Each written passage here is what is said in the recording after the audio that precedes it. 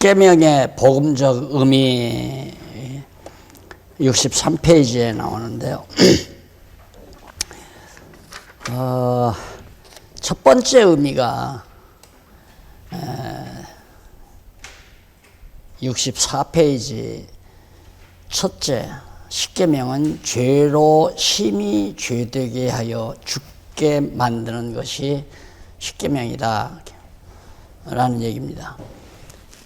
예, 그런즉 선한 것이 내게 사망이 되었느뇨 그럴 수 없느니라.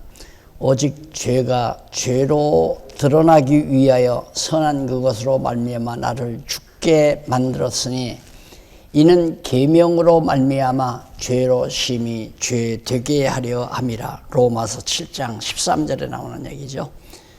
그러니까 복음적인, 이게 이제 바울이 복음을 깨닫고 나서 성령 감동에 의해 깨닫고 나서 이제 계명에 대한 설명인데, 계명은 나를 심히 죄인 되게 해서 죄되게 해가지고 죽게 하는 것이 계명이 하는 임무다. 계명으로서 나를 죽인다. 그런 얘기고요. 그거에 대한 내용은 다 잘 아시죠. 죄가 계명이 없을 때는 내가 의로 드러나지만은 계명이 내게 엄으로 말미암아서 결국 죄가 드러남으로 나는 죄로 말미암아 죽는 결과를 가져오게 되는 겁니다. 그 다음 두 번째가 이쪽 65페이지에 나와요. 십계명은 예수 그리스도께서 이루셔서 완전케 하시는 것이다. 십계명은 우리가 지켜서 완전하게 되지는 것이 아니라 십계명대로 예수님께서 그대로 지키심으로 완전하게, 여기서 완전이란 말은 완성이란 말로 다시 개혁이 돼야 됩니다. 물론 완전이라는 뜻도 있어요. 그렇지만 완성이라는 말로 이해를 하셔야. 그래서 십계명은 예수 그리스도께서 완전히 이루심으로 완성을 했다. 십계명이 완성됐다. 거기 이제 마태복음 5장 17절로 19절에 보면 내가 율법이나 선지자나 폐하러 온 줄로 생각지 말라. 폐하러 온 것이 아니요 완전케 하려. 그래서 여긴 성취하려, 완성케 하려, 성취하려 이렇게 번역해도 성취한다는 얘기죠. 완전히 그것을 다 완전히 성취하려고 오셨다. 그러니 하려 함이로라. 진실로 너에게 이르노니 천지가 없어지기 전에는, 이 천지가 없어지기 전에는 율법의 1.1획 어느 하나라도 없어지지 아니하고 다 이루신다, 성취한다는 얘기 아니에요. 이루신다는 말이. 그러니까 앞에서도 완전케 하려는 말도 성취한다, 이루신다 그런 의미로 받아들입니다. 그러므로 누구든지 이 계명 중 지극히 작은 것 하나라도 버리고 또 그같이 사람을 가르치는 자는 천국에서 지극히 작다 일컬음을 받을 것이요 누구든지 이를 행하며 가르치는 자는 천국에서 크다 일컬음을 받으리라. 그러니까 천국에서 큰 자와 작은 자, 여기서 크다 작다는 말은 아마 최고다, 아주 작다, 아주 미숙하다 그런 의미로 우리가 이해를 하는 거죠. 그러니까 가장 큰 자는 누구냐? 예수 그리스도가 십계명대로 다 지켰다 이거예요. 그 십계명은 죽이려고 했으니까 예수님이 죽은 거란 말입니다. 그래서 예수님이 십자가를 지면서 다 이루었다라고 하는 것도 이 십계명까지라도 다 포함이 되는 거죠. 예수님이 죽으심으로 계명이 나타나서 죽게 하는 그 죽음을 예수님이 대신 죽으심으로 다 이루셨다. 그렇게 하면서 가르치는 당신이 가장 최고로 크다. 그런 얘기예요. 그래서 그 해설이 거기 율법이 육신으로 말미암아 그 두 번째 줄 밑에서 두 번째 줄 나오죠. 뒷부분에 바울이 한 얘기인데 율법이 육신으로 말미암아 연약하여 할 수 없는 그것을 하나님은 하시나니 인간으로서는 율법을 지킬 수 없고 계명도 지킬 수 없지만은 하나님은 다 그걸 하시는데 곧 죄를 인하여 자기 아들을 죄 있는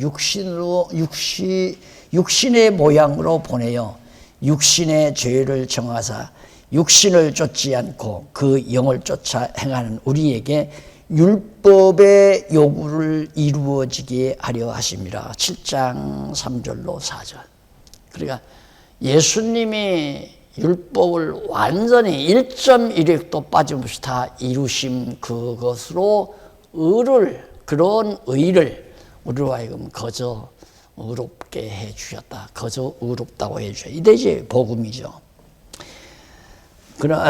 그리고 율법은 완전케 하신다는 것은 율법에 요구하는 바를 다 완전하게 이루신다는 뜻이죠. 율법의 요구대로 다 성취했다, 이루었다. 그래서 요한복음의 19장 30절에 나오는 얘기죠. 이웃을 자기 몸처럼 사랑하라. 우리로 하나님을 사랑하고 이웃을 내 몸처럼 사랑하라. 그러니까 하나님을 사랑하고 그를 순종하는 자에게는 수천대까지 이르게 하신다고 약속하신 말씀대로 예수님은 율법대로 다 준행하셔서 하나님을 사랑하죠. 그래서 우로 하나님을 사랑하고 그리고 아래로는 우리 이웃을 사랑하는 그런 사랑으로 율법의 완성을 이룬 것이다. 그래서 신율과 인율 1계명서 4계명까지는 하나님 사랑, 그 다음 5계명서 10계명까지는 인간 사랑, 이걸 완전히 예수님이 완벽하게 이루셨다. 그래서 이제 결론적으로 이쪽 성경 구절 하나 나오죠. 요한일서 3장 23절 24절. 그의 계명은 이것이니 곧 그 아들 예수 그리스도를 믿고 그가 우리에게 주신 계명대로 서로 사랑할 것이니라. 그의 계명들을 지키는 자는 주 안에 거하고 주는 저 안에 계시나니 우리에게 주신 성령으로 말미암아 그가 우리 안에 거하시는 줄을 우리가 아느니라. 결국 우리가 하나님께서 우리에게 주신 계명이 뭐냐? 곧 그 아들 예수 그리스도를 믿고 그가 우리에게 주신 계명대로 서로 사랑하는 것이다. 우리는 예수님의 계명을 지키는 거죠. 예수님이 우리에게 서로 사랑하라는 거. 근데 서로 사랑하라는 것도 우리 자신의 의지로 사랑하라는 게 아니죠. 예를 들면 머리 되신 그리스도가 오른팔과 왼팔 다 그리스도에게 속해 있으면, 머리에 붙어 있으면 오른팔이 왼팔을 사랑하죠. 왼팔이 물건을 무겁게 들었을 때 오른팔이 가서 나누어 들어주잖아요. 또 왼쪽에 손등이 가려울 때 오른손이 가서 긁어주고, 이게 이제 머리 대신 그리스도가 다 조종하는 거예요. 그러니까 성도 사랑은 인간의 티꺼운 사랑으로 사랑하는 게 아니라 그리스도의 사랑의 오구감이라 그리스도께서 서로 사랑하게 하는 그런 정말 아름다운 그리스도 안에서의 사랑이다. 이것이 곧 우리의 계명이다. 그래서 십계명의 복음적 의미는 우리가 그리스도 안에서 우로 하나님을 사랑하고 이웃을 우리 몸처럼 사랑하는, 그게 그리스도께서 그렇게 해서 이루셨다. 그게 바로 교회 아닙니까? 그게 하나님의 나라고, 과거 구약 시대는 바로 십계명대로 사는 것이 이스라엘 국가, 성민 이스라엘 국가였지만은 오늘날 우리에게는 그리스도를 통해서 이루어진 하나님 나라 백성들의 삶이 곧 그리스도를 통해서 이루어진 것이다. 그래서 복음적 십계명의 복음적 의미가 그렇게 다가옵니다. 자, 그러다 보니까 이제 교회란 무엇인가가 연결되잖아요. 결국 교회라고 하는 것이 머리 대신 그리스도를 통하여 우리로 하나님을 사랑하는 거고, 내가 하나님을 사랑한다고 안 되죠. 아까 여기서 했지만은 내가 하나님을 사랑하는.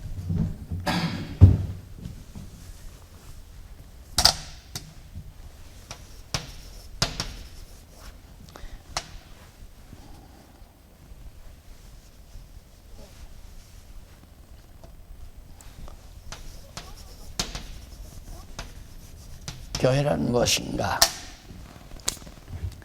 얼마나 지금 교회에 대해서 정말로 허접하게 정말 빗나간 생각들을 너무너무 많이 하죠. 너무너무. 전통적인 관습에 쩌들려 가지고요. 교회라고 하는 것을 정말 너무너무. 그래서 요즘 이제 이 코로나를 통해서 이 새로운 교회관을, 새롭지 않은 거죠. 성경대로의 교회관을 우리가 바로 정립할 수 있는 좀 좋은 계기가 아닌가, 이런 많은 생각을 해봅니다. 우리가 우선 이끄는 말에서 보면 71페이지에 또 내가 내게 이르노니 너는 베드로라. 내가 이 반석 위에 내 교회를 세우리니 음부의 권세가 이기지 못하리라 말이죠. 너는 베드로라. 그래서 베드로라고 이렇게 이름을 붙인 건 뭐냐면 주는 그리스도시요 살아계신 하나님의 아들이시니다 라고 고백한 베드로의 신앙 고백을 듣고 너는 베드로라 그랬어요.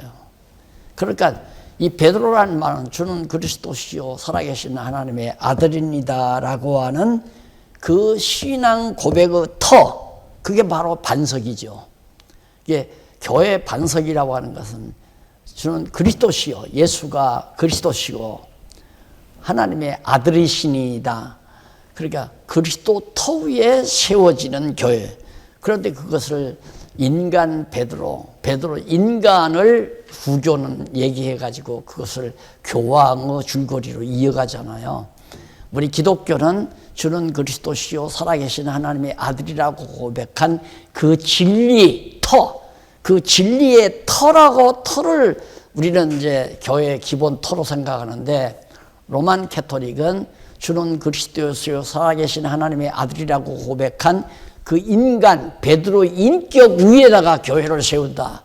그래서 베드로에게가 제1대 교황, 2대 교황이 베드로에게서 열쇠, 천국 열쇠 받아가지고 있다. 이런 식으로 해서 이제 구교를 이어가거든요. 그러니까 구교는 교회가 아니잖아요. 따지고 보면 완전히 빗나간 거죠. 출발부터가 빗나간 거예요. 그러니까 이 교회는 반드시 예수가 그리스도다. 그걸 가르치는 진리 터 위에서 교회가 세워져야 돼요. 그럼 예수는 그리스도다 했을 때 예수란 말이 여호와는 구원이시다 그 말 아니에요. 여호와는 그리스도다 그 말인데, 예수 그리스도, 예수는 그리스도다, 예수 그리스도 같은 얘기 아니에요. 예수는 그리스도다. 그러니까 예수는 그리스도라 전하더라. 베드로가 처음 예루살렘에서 전도할 때 예수는 그리스도라 전하더라 그러잖아요. 예수가 그리스도라고 가르쳐야 한다. 그런데 우리 교회는 지금까지 예수 그리스도 믿어라 그래야 천국 간다, 예수를 믿어라, 예수를 믿으라는 말이나 예수 그리스도를 믿으라는 말이나 그냥 단어 하나 더 그리스도라는 말, 생소한 말 하나 더 붙이는 걸로 그렇게 이해해서 지금도 그렇게 생각하는 분 많아요. 예수가 그리스도다 그 말은 여호와는 구원이시다 그 말이거든요. 예수라는 말이 여호수와 여호와라는 뜻이니까, 같은 말이니까 여호와는 구원이시다, 메시아 그리스도다 이 말이에요. 그러니까 여호와는 구원이시다, 메시아다, 예수는 그리스도다 그 말이나 여호와는 구원이시다 그 말이나 똑같은 얘기란 말입니다. 그러니까 예수를 그리스도라고 전하는 그 진리 터 위에, 그러면 예수를 그리스도라고 전했다면 하나님 여호와,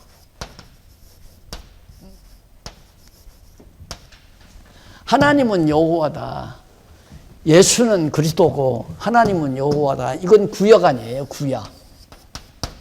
이건 신약이고, 신구약 성경 다 가르쳐야 예수는 그리스도다 하면, 아까 말했듯이 여호와여 하면 벌써 언약 창세전에 작정하신 뜻대로 언약하시고 언약대로 예언하시고 예언대로 성취하시는 분, 그분이 언약대로 이루신 예수 언약대로 오셔서 육신이 되어 오신 분이 바로 예수란 말입니다. 여호와께서 언약하시고 언약대로 구원자로 육신의 몸을 입고 이 땅에 오신 분이 여호와고, 그 여호와가 바로 그리스도로 언약하신 그리스도 역할을 하신 거고. 그러니까 결국 신구약 성경이 모두가 다 여호와를 가리키는 거예요. 이걸 안 했잖아요, 한국교회가. 개신교가 못한 거예요. 종교개혁 이후에 이걸 안 한 거예요. 여호와를 안 가리킨 거란 말입니다. 그래가서 루터가 구속사 죽으심을 하니까 예수 믿고 구원 얻으라. 우리가 천국 가야 한다.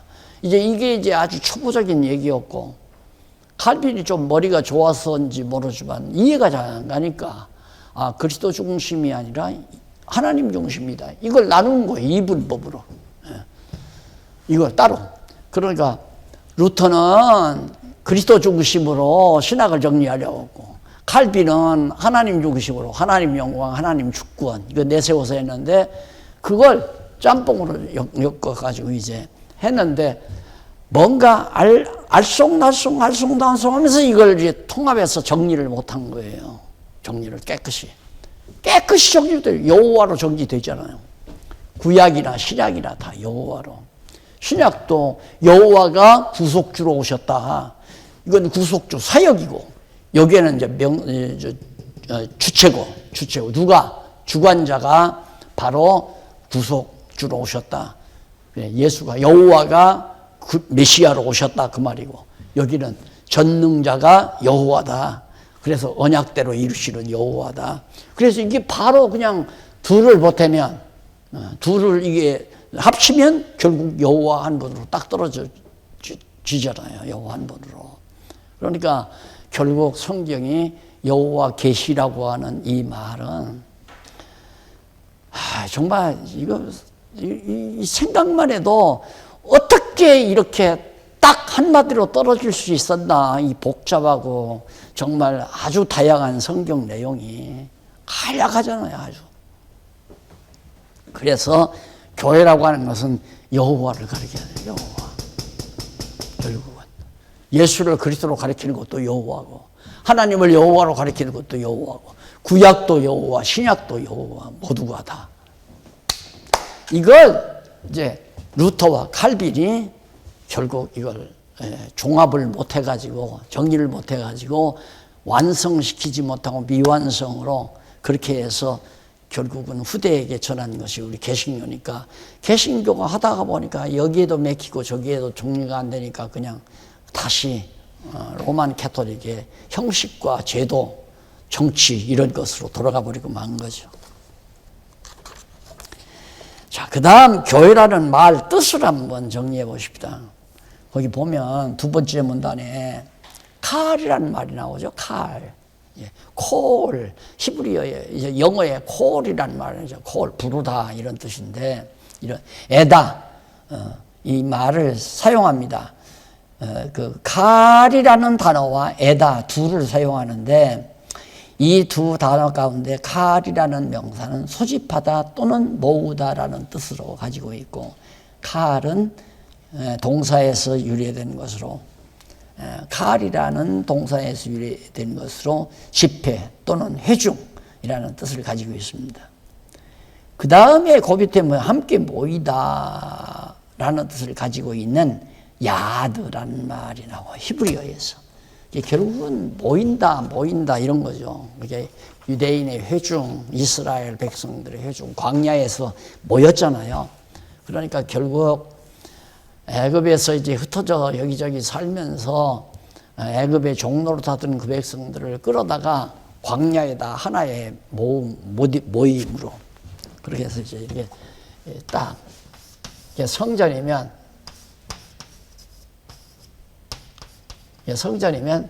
이제 여기 세 지파, 여기 세 지파, 여기 세 지파, 여기 세 지파, 이렇게 해서 성전을 중심으로 하나로 딱 모여놓고, 이게 이제 칼이에요, 칼. 하나님이 광야 교회라고 그러잖아요. 광야 교회. 하나님 광야 교회. 이게 이제 교회의 한 모형이죠. 구약시대 교회. 그걸 이제 칼, 라는 용어로 사용을 했다.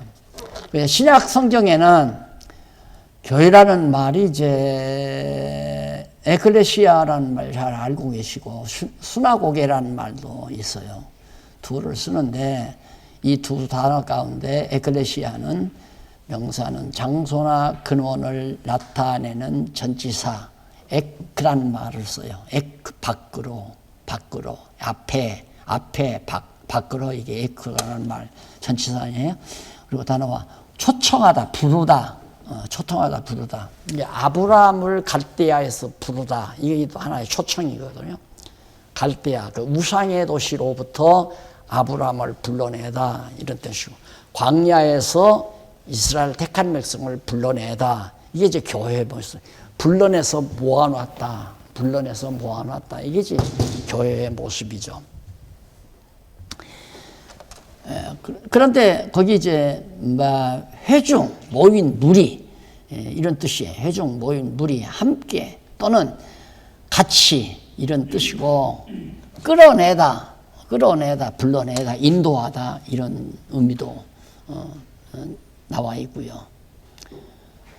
전치사 쉰이라는 말을 붙여가지고, 그래서 결국은 이제 기독교인의 모임이나 집회 또는 유대교 회당의 집회, 모인 무리, 집회, 모임, 이걸 이제 교회라고 그렇게 말하죠. 이상에서 살펴본 아래 문단에 보면 교회라는 말의 뜻은 종합해서 언어학적으로 분석해 보면 하나님께서 특별히 택하신 자들을 불러 모으신 모임, 특별히 택하여 불러 모으신 모임, 이게 이제 교회다. 그러니까 아까도 말했지만 아브라함을 불러내는 것, 애굽에서 불러내는 것, 하나님께서 또 홍수 속에서 불러내 가지고 하나의 방주 안에 모이게 한 것, 이것도 하나의 교회의 모습이고요. 이런 하나의 그림자적이고 모형적인 그런 언어를 우리가 분석해 봤습니다. 그러면 교회 본질이란 뭐냐? 교회의 진정한 참 본질은 뭐냐? 교회란 무엇인가라는 주제에 대한 해답을 얻기 위해서는 그 본질이 무엇인가를 알아보는 것이 매우 중요하죠. 근데 이 본질이 흐트러진 것이 뭐냐면, 교회의 본질에 대한 문제는 역사적으로 많은 논란이 야기되었던 문제입니다. 2세기 말에 이단들이 발흥으로 인하여 이단들이 막 일어나니까 교회가 외면적 조직으로 기울어지는 경향이 있게 된 나머지 그 여파로 중세 로마 교회에 지대한 영향을 끼치게 되었죠. 그러니까 여기저기서 예수는 사람이다, 그냥 또 환상으로 나타났다, 잠시 없어졌다, 부활한 게 아니라 그냥 기절했다가 다시 살아났다, 별의별 소리. 예수는 사람의 아들이다, 아니다, 예수는 신이다, 천사처럼 그냥 나타났다가 사라진 분이다, 이런 각종 이단들이 나타나니까 이제 결속하기 시작했어요.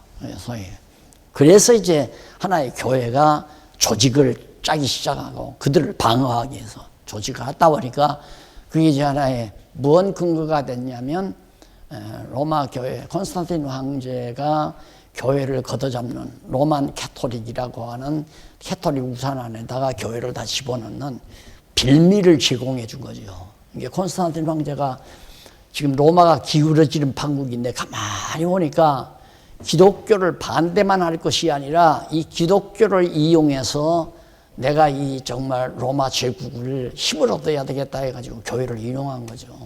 그래서 진심을 보이기 위해서 다 빼앗았던 교회 자산들, 몰수했던 교회 자산들을 다 다시 돌려주고, 자기도 돈을 내가지고 예배당을, 소위 교회당을 지어주고.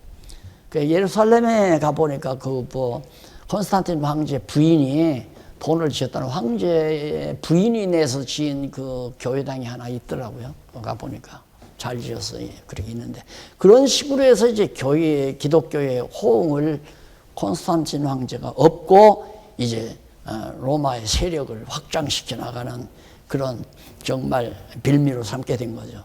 그것이 교회 조직에 대한 출발이 된 거예요. 근데 바울은 복음을 전해서 아세아나 마게도니아나 아가야 지방에 복음을 전해서 그냥 때때마다 기회 닿는 대로 돌아다니면서 격려해주고 말씀을 가르쳐주고 했지 교회에 조직을 한 게 아니거든요. 조직을 한 건 아니고 다만 여기저기 이제 교인들의 무더기가 흩어져 있으니까 제일 나이 많은 분들로 장로를 세워서 돌보도록 거기서 정치하라는 게 아니고 그냥 그런 능력이 있는 분들로 후원도 하고 그분들을 돌아보고 그리고 이단들에게 이렇게 정말 유혹당하지 않도록 항상 이렇게 살펴보고 그런 일을 장로에게 맡기기 위해서 이제 나이 든 장로를 세웠는데 이게 이제 구약시대에 아주 교권주의자들의 장로 형태로 바뀌어져 버린 거예요. 거기다가 또 한참 더 올려서 이제 목사라 만들어가지고 목사를 더 장로보다도 센 권력을 쥔 사람으로 그렇게 개신교가 만들어 놓고 특히 관료주의에 강한 일본 사람들에 의해서 이 관료주의 사상이 강한 한국에는 이렇게 교단이 이렇게 강한 정치 세력이 없죠. 이방 어느 나라도 해외 어느 나라도 우리나라처럼 이렇게 기독교 정치 세력이 강한 교단이 없잖아요. 이게 다 부패한 요소죠. 그걸 교회라고 생각하니까 이게 목사 없으면 교회가 아니고 반드시 교회는 세례교인이 25명 조직교회가 돼야 그래서 당회장을 모셔야 교회로 인정해주고 아니면 미조직교회는 교회로 인정 안 해주고 그런 게 어디 있어요. 성경에 아무 데도 없잖아요. 두세 사람이 모여 주의 이름으로 모이면 거기에 함께 하신다고 했기 때문에 그런 것들이 다 주님의 지체로 성령으로 이게 한 지체가 이루어지는 건데 그럼 지금 많이 했으니까 그렇지 나는 개혁파 교단이 있었고요. 우리 이정춘 목사님은 합동 측에 있었고 우리 회장님 목사님은 지금 국제 측에 있고 이러니까 잘 대화도 안 하죠. 서로 슬슬 과거 같으면. 근데 지금은 많이 이제 희석되기는 했어요. 교단이 별거 아닌 줄 알게 됐기 때문에. 그래도 아직도 그 교단에서 권좌를 누리며 재미를 놓았던 분들은 그 끈을 놓지 못하고 계속해서 그게 대단한 건 줄 알고 그게 교회, 그거 아니면 교회가 아닌 줄 알고 교회 본질은 그게 아니죠. 그래서 이와 같이 빗나간 교회로부터 벗어나기를 시도했던 개혁교회. 우리 종교개혁이 그래서 16세기 일어난 거 아니에요. 교황의 권위가 하늘을 치솟으니까 교황 권위. 이건 사람 죽이고 살리는 거. 교황 말 한마디면. 그 김정은이가 말 한마디면 사람 죽이듯이 그렇게 죽였단 말입니다. 과거 교회가. 사형권까지 다 사법권까지 쥐고 있었기 때문에. 대단했죠. 이제 그런 것이 매우 부러운 거죠. 우리 개신교도 이제는 사람 목숨은 못 죽여도 그냥 이단이라고 해서 매장시켜버리잖아요. 목사 하나. 총의 권력 딱 잡고 있으면 저것도 어떻게 내 말을 잘 안 들어 저거 죽이자 뭐야. 딱 걸어가지고 이단성이 있다 어쩌다 해가지고는 걸어가지고 매장시키러 간단하고 그 다음 교회 다 탈취해버리고 과거 다 그랬잖아요. 이 권력 있으면 또 마음대로 다 할 수 있고요. 교회 권력 가지고 있으면. 그래서 바로 이 본질이라고 하는 건 뭐냐. 첫째가 그리스도와 성도와의 교통입니다. 그리스도와 나와의 교통. 그러니까 제일 중요한 거예요. 근데 한국교회는 그리스도와 나와의 교통은 아주 빈약해요. 그건 누가 하느냐? 목사가. 나만 내가 그리스도에게 직접 이제 정권대사로 내가 권력을 받았으니까 성도들은 나하고만 교제하면 돼요. 나한테 충성하고 나한테 봉사하고 내 말 잘 듣고 이렇게. 이게 목사 하죠. 목사. 그 다음 이제 장로 이런 식으로. 그 다음 집사. 나도 이렇게 적지를 했으니까 이런 식으로 해서 해봤어요. 이렇게. 그 다음에 그 집사와다 이제 성도들. 성도들은 집사들은 장로님들은 목사. 그러니까 서로가 목사한테 잘하려고. 그러니까 오지간한 몇백 명만 교인들 보여도 목사, 대통령보다 낫죠. 대통령은 4년, 4, 5년이면 끝나잖아요. 죽는 날까지 부귀영화 누릴 수 있는 장소니까.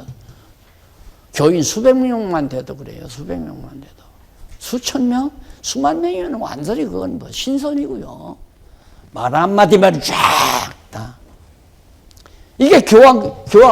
교황은 전 세계적으로 결혼하는, 전 세계적으로. 나라마다 추기경 세워놓고, 추기경 밑에 신부들 다 주교들 세워놓고, 이런 조직으로. 똑같아요. 그러니까 로만 캐토릭은 전 세계적으로 이런 구조를 가지고 있는데, 여기에 이제 바로 하나님이 나한테 전권을 맡겼다, 전권. 내가 다 권한 다 쥐고 있다. 하나님이 나한테 권한 다 줬으니까. 이게 사기 아닙니까? 성도들이 성경을 모르니까 이렇게 산 거예요.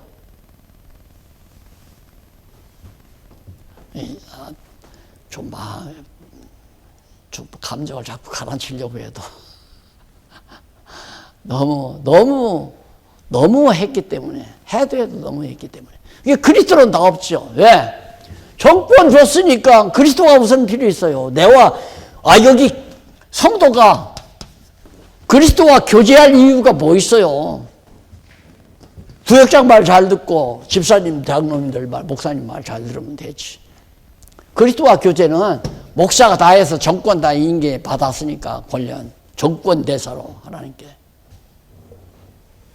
그 목사님이 전부 다 인사권, 행정권, 재정권 전부 다 쥐고 사법권까지, 징계권까지 다 쥐고 있잖아요. 그런 독재가 어디 있어요? 그런 독재가. 그게 그리스도 자리 안 여는 거예요. 그리스도 자리. 여기 완전히 로만 캐톨릭이 전 세계적으로 하는 걸 그대로 답습하고 있어요.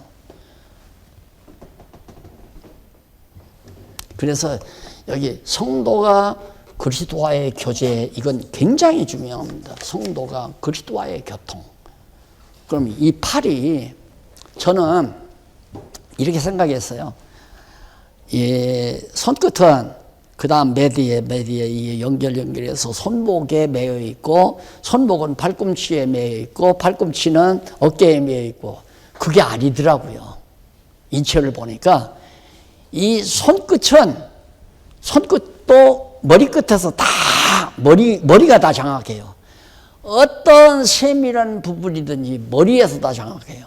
그러니까 그 말은 그리스도와의 교제를 나누는 말은 머리의 신경과 연결이 돼야 된다. 그리스도에게 붙어 있어야 한다 이 말이에요. 그리스도와 성도와의 교통. 그러니까 그리스도와 성도와의 교통. 이게 절대적 교통이죠. 이게 수직적 교통. 주 하나님과 나와 이게 직접 연결이 돼요. 직접.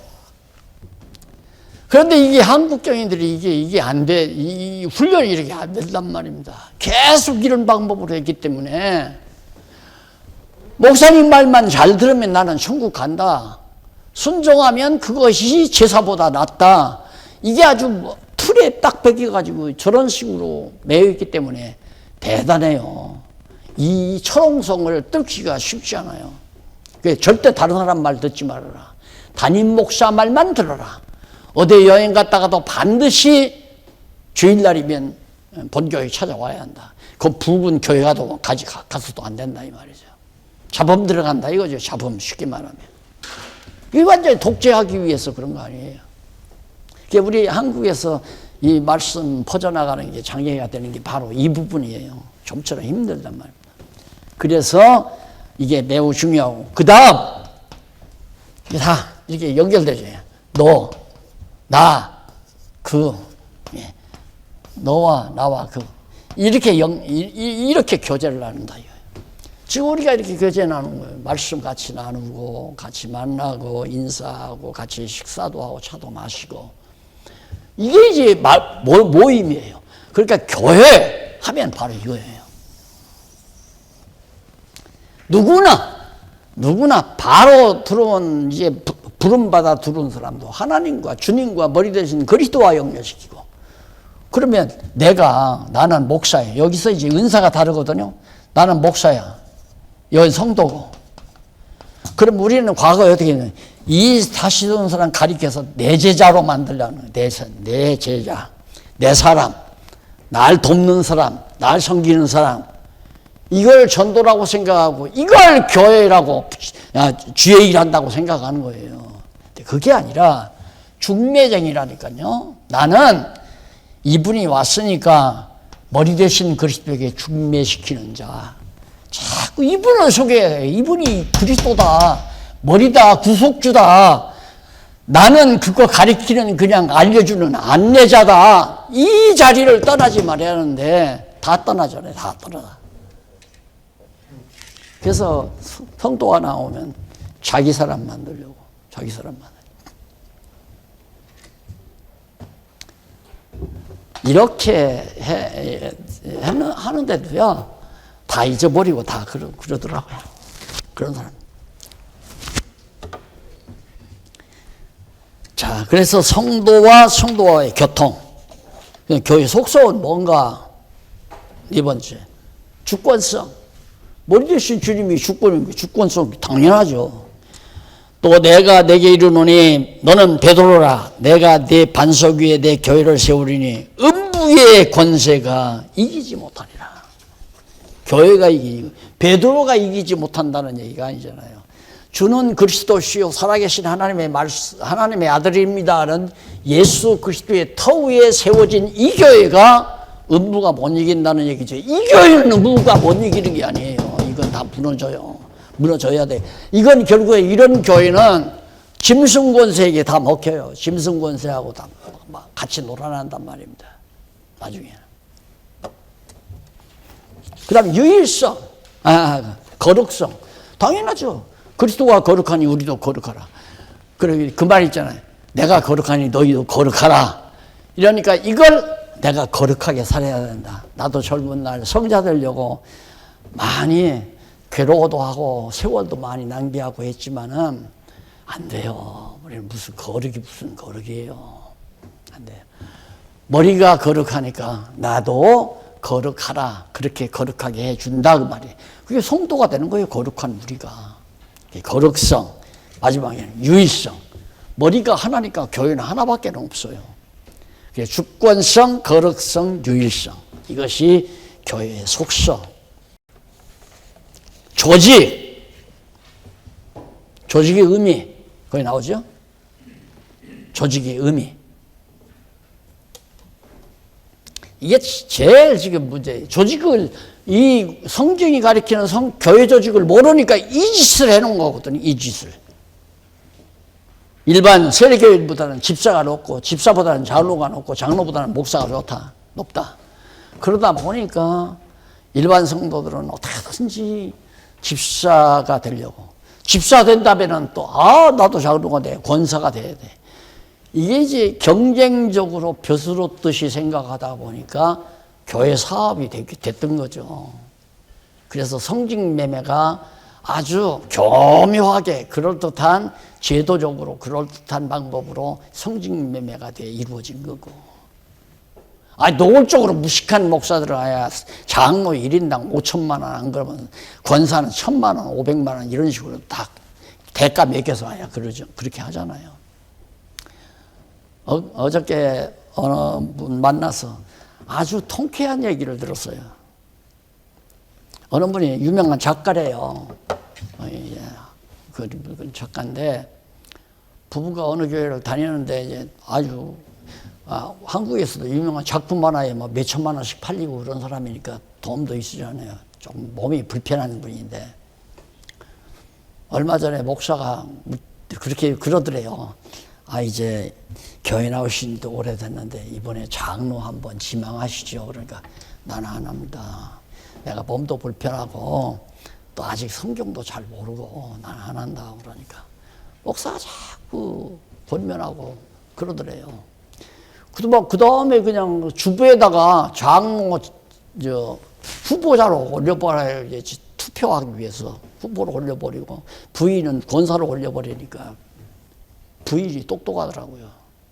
목사님 딱 찾아가서 목사님 우리가 언제 이거 후보 나간 것도 없고 우리는 못한다고 할 줄도 몰라서 못하고 아직 이제 더 배워야 되는데 왜 자꾸 목사님 이러십니까? 이러면 우리 안 나갑니다.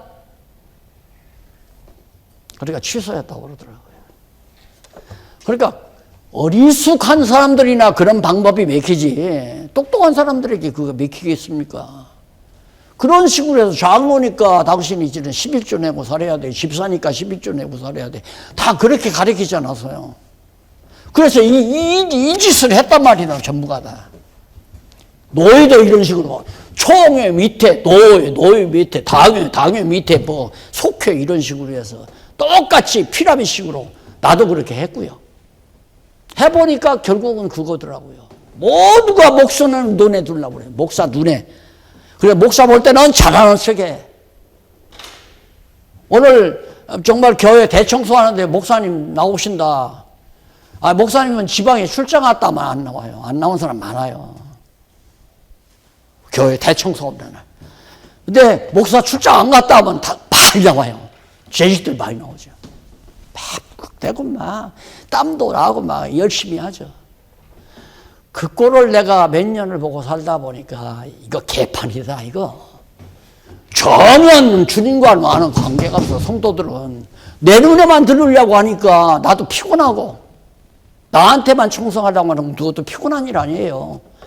그냥 무적하게 병신처럼 그냥 막 섬기는 거 받아먹고 주는 거 받아먹고 마구 살면 모르지만 생각하면 그것도 괴로운 일이에요. 자꾸 뭐 명절 때면 뭐 그러고 뭐 생일 때 뭐 선물한다고 그러고 일단 장로 되면 선물 안 해요. 가보니까 집사 때는 선물 하는데 장로 때는 선물 안 하더라고. 아니 장로님 선물 안 한다고 지금 하는 거 아니에요. 장로님 선물 많이 했잖아요. 아유, 내가 이걸 보고 살아야 하나. 너무너무 괴로워해서 솔직하게. 요렇게 해야 한단 말이에요. 요렇게 꼭. 나 당신 그리스도에게 그냥 중매쟁이다. 내가 살아보니까 이렇게 살아야 되더라.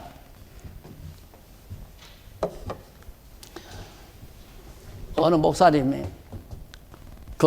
아까 말했던 그 작가에게 가서 요걸 30분 동안에 이걸 강의를 해줬대요.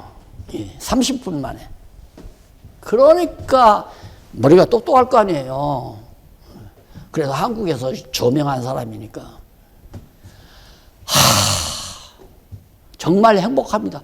성경을 성경 내용을 이렇게 일일이 글자로 쓴대, 붓으로. 그렇게 써가지고 사인해서 이제 그렇게 해서 작품 만들어서 내놓으면 막 고가로 팔리고 이제 그러는데 너무너무 행복하다고. 그러니까 부인도 행복해서 30분 강의 듣고. 그래서 계속해서 앞으로 공부하기로 했다고 하더라고요. 아, 이거 소개해야죠, 이거. 그렇게 해서 이분 살아라, 이분 여호와라는 경외하고 살아라. 여호와 잊어버리면 안 된다. 이걸 목사님들이 해야 하는데 이걸 안 했다니까. 잘 나와라. 안식일 범하면 안 된다. 교회 나와라. 본교회에 꼭 충성해라. 11조는 본교회에다만 내라. 어디에 성경에 그런 말이 있어요? 소직이란 간단히 말하면 이겁니다. 그래서 우리에게 주신 은혜대로 받은 은사가 각각 다르니 혹 예언이면 믿음의 분량대로 분수대로 혹 섬기는 일이면 이 섬기는 일이 바로 이제 집사 일이죠. 섬기는 일, 섬기는 일로 혹 가르치는 일, 이거 지금 목사란 말입니다. 가르치는 자면 가르치는 일로. 이게 목사가 가르치는 일만 해야지. 근데 주일학교 선생님들이 이게 가르치는 일이라고 했습니까? 목사님들이 성경 가르치는 자니까 혹 권위하는 자, 권사가 권위하는 자죠. 권면하고 위로하는 자. 실망하고 좌절하고 정말 절망 가운데 있는 영혼들을 하나하나 찾아서 권면하고 위로하고 하는 자. 신방대원이라고 그렇게 봐도 되는 거고요. 권위하는 일로. 구제하는 자는, 이거 구제하는 자가 집사가 주로 해야 되잖아요. 가난한 자들을 돌보고. 성실한 자로. 다스리는 자. 이거 다스리는, 보살피는 자라는 거예요. 보살피는 자. 보살피고 후원하는 자. 이 장로예요. 이 다스린다는 말은 하나님에게 붙었을 때 다스린다는 말을 쓰지, 인간에게는 봉사한다, 후원한다, 돌아본다, 살핀다, 이런 뜻이 담겨 있어요. 그 다음 부지런함으로, 긍휼을 베푸는 자는 즐거움으로. 그렇게 어떤 직분, 명을 쓴 것이 아니라 행하는 일을 쓰잖아요. 인물을. 아주 은사 명칭을 붙이지 않았죠. 이게 매우 중요한데, 이걸 갖다가 명칭으로 붙여놓고 장로, 감독, 목사 등등 붙여놓고 여기는 여기보다 낫고, 은사는 다 똑같아요. 은사 다 한 성령에서 주어진 거지. 무슨 얘기냐? 조직은 그리스도께서 성령을 통하여 각자에게 은사를 주어서 교회를 조직한다. 사람이 하는 게 아니에요. 조직의 방법, 온 무리가 이 말을 기뻐하여 믿음과 성령이 충만한 사람 스데반, 여기서 조건이 있죠. 믿음과 성령이 충만한 사람 스데반과 또 빌립과 야고보로와 니가보로와 디몬과 등등 7사람 딱딱해. 안디옥, 니골라 택하여 사도들 앞에 세우니. 택했다는 말은 전제가 있어요. 성령이 충만한, 성령이 이미 그런 은사를 준 자들을 갖다가 데려다가 사도들 앞에 놨다 이거예요. 그런데 이거 택했다 해서 택한 거, 투표해서 택했다, 이런 말로 이제 승화시키는 거죠. 자기 마음대로 택해요? 내 마음에 드는 사람 택하는 게 아니에요. 성령이 충만한 전제가 있잖아요. 믿음과 성령이 충만한 사람, 누구 이 사람들을 데려다가 사도들 앞에 놓으니까 사도들이 기도해서 그들에게 안수하니라. 안수받아야 집사가 되는 게 아니에요. 안수라고 하는 건 이들이 이제 이 일을 맡아서 진행합니다 하고 광고 효과예요. 광고 효과. 이미 성령 충만하고 믿음 충만한 사람이에요.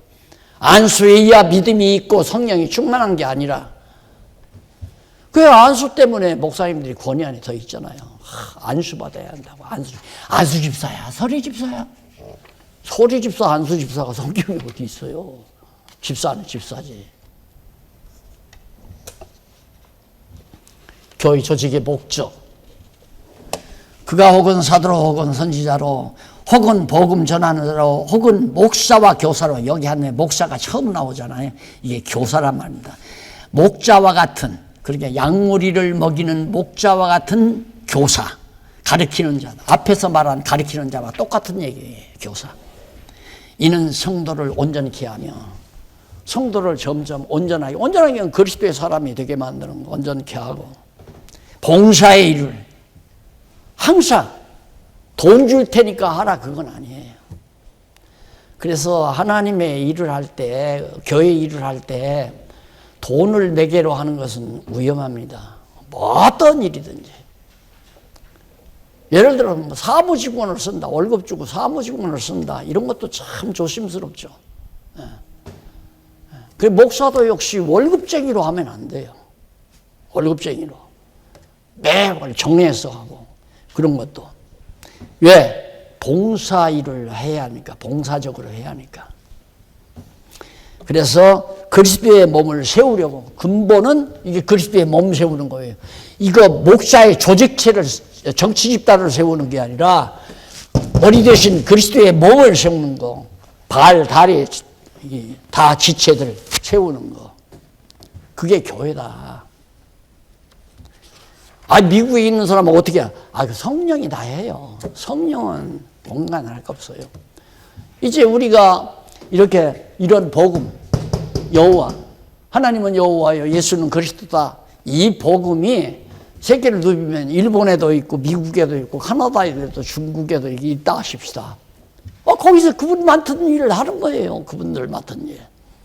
다 우리는 서로 평면적인 성도교제가 있고, 그래서 보고 싶으면 비행기 타고 일본도 가고 미국도 가고 가서 친교를 나누고 교제도 나누고 한꺼번에 모이고 싶은 날짜 정해서 광고에서 오고 싶은 분들 와서 일주일이고 3일이고 하루고 모여서 정말 같이 그리스도의 친교도 나누고 말씀도 나누고 그러면 끝나는 거죠. 정치적인 분이 결의를 해서 정치적으로 활동하기 위한 연합체가 절대 아니다. 이건 무너져야 한다. 나는 코로나로 인해서 이거 무너뜨리려고 하나님께서 하시는 것 같아요. 다 각자 모든 성도들이 각자 공부할 사람은 열심히 공부하고 어저께 오늘 차 타고 오는데 우리 양장로님이 어서 거래처에서 전화가 온 것 같아요. 그러니까 성경 공부해. 언제부터 할 거야? 성경 공부해. 그런다고 해서 공부합니까? 필요 없어요. 하라고 사정할 것도 없어요. 하나님께서 공부해야 할 사람은 갈급증을 줘요. 갈급증을. 그래서 배우려고 하는 사람에게 한마디만 딱 30분 말하니까 끝나잖아요. 30분 말하니까. 장로 하라니까도 막 대들어서 왜 하라고 하냐고 목사한테 대들던 사람이 30분 동안 이 얘기해 주니까 그냥 행복하다고. 너무 좋다고 감사합니다. 감사합니다. 그분이 다 글을 써놓고 밑에 모든 일에 합력하여 선을 이루느니라 그 말씀이 좋게 생각됐던가 봐요. 그걸 쓴대요. 이게 무슨 뜻인지 아니까 그냥 좋아서 썼습니다 그러더래요. 그래서 그 진리를 딱 얘기해 주니까 막 깜짝 놀래가지고 그 말씀이 이렇게 깊은 의미가 있냐고. 교회 기능 나옵니다. 6번째 본질적인 기능. 너희는 사도들과 선지자들의 터 위에 세우심을 입은 자다. 그리스도의 터 위에 그리스도 예수께서 친히 모퉁이 돌이 되셨느니라. 본질적인 기능이에요. 그러니까 사도들과 선지자들의 터 위에 세우심을 입은 진리 터 위에. 예수는 그리스도시요 살아계신 하나님의 아들입니다. 바로 하나님은 여호와시요 여호와는 그리스도다. 이 진리죠. 이 진리 터 위에 세워진. 그래서 모퉁이 돌 이게 이제 움직임의 기준이에요. 다. 그 건물의 기준. 이것에서 빗나가면 안 되죠. 사역적인 기능은 뭐냐? 하나님의 집에서 어떻게 행하여야 할 것을 알게 하려 함이니 이 집은 살아계신 하나님의 교회요. 진리의 기둥과 터니라. 터는 아까 기본적인 진리고 그 다음 기능은 기둥과 여기 나오잖아요. 기둥. 교회의 진리의 기둥과 터 위에 기둥이 세워지고 그렇게 해서 기능과 이 터를 통해서 완전히 하나님의 교회가 견고하게 즉 하나님의 나라가 견고하게 세워지는 거죠. 목사의 나라, 목사의 사업체, 목사의 활동 정치 무대 이게 아니고 그리스도의 역사. 그래서 빨리 교회 본질을 찾아야 되고요. 그래서 또 얼마 안 됐지만은 이제 해놓고 보니까 이렇게 되더라고요. 목사가 전화 한 통 안 해도 신방 한번 갚아보지도 않아도 그냥 어쩌다가 이렇게 전화가 연결되면 아이고 목사님 아무 걱정하지 마세요. 열심히 공부하고 늘 행복하게 감사함으로 살아갑니다. 이 말 들으면 속이 막 확확 틀리잖아요. 확확. 잘 살고 있습니다. 걱정하지 마세요. 교회 지금 2년째 안 나오잖아요. 2년째. 지금 1년 내내 한 번도 안 나온 사람도 있어요. 끄떡 없어요. 이게 다 그리스도와 연결돼서 하니까. 세상 나라가 우리 주 그리스도 나라가 되어 그가 세세토록 왕노릇하리로다. 결국 이 세상 나라 다 하나님께서 걷어잡아서 그리스도 예수 그리스도의 나라가 된다. 이렇게 인간 나라, 목사의 나라, 교파의 나라, 교단의 나라 이런 거 만들 필요 없어요. 이게 가장 그리스도와의 교통을 아주 차단하고 있는 세계적으로 처단하잖아요. 집사회에서, 재직교회에서 처단하고, 당회에서 처단하고, 목사의 권위가 처단하고, 노예가 처단하고, 총회가 처단하고, 내가 직접 그리스도와 교제하는 걸 처단하고 있는 암적 요소가 된다는 인간 집단교회라는 게. 다음 시간에는 성전이란 무엇인가 우리 하고, 그 다음 이제